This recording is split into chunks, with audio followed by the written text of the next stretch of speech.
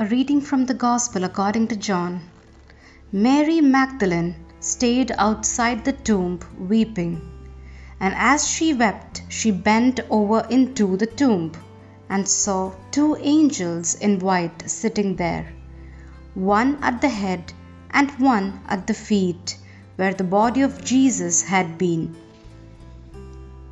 And they said to her, "Woman, why are you weeping?" She said to them, "They have taken my Lord, and I don't know where they laid him." When she had said this, she turned around and saw Jesus there, but did not know it was Jesus. Jesus said to her, "Woman, why are you weeping? Whom are you looking for?"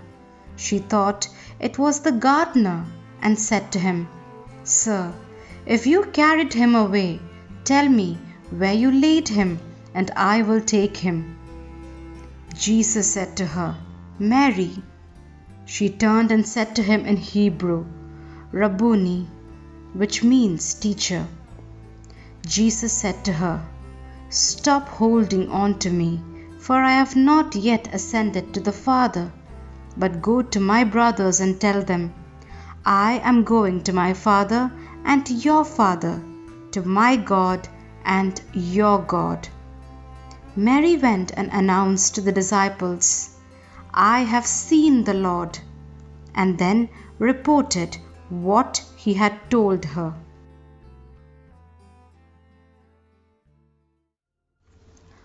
Words of the Holy Father. Mary suffers twice as much, first for the death of Jesus, and then for the inexplicable disappearance of his body. It is as she is stooping near the tomb, her eyes filled with tears, that God surprises her in the most unexpected way.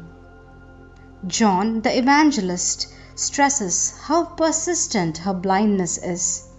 She does not notice the presence of the two angels who question her, and she does not become suspicious even when she sees the man behind her, whom she believes is the custodian of the garden.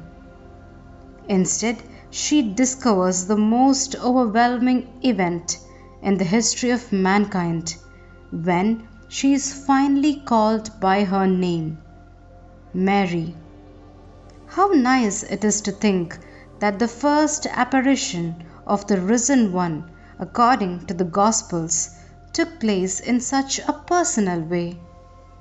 To think that there is someone who knows us, who sees our suffering and disappointment, who is moved with us and calls us by name. It is a law which we find engraved on many pages of the Gospel.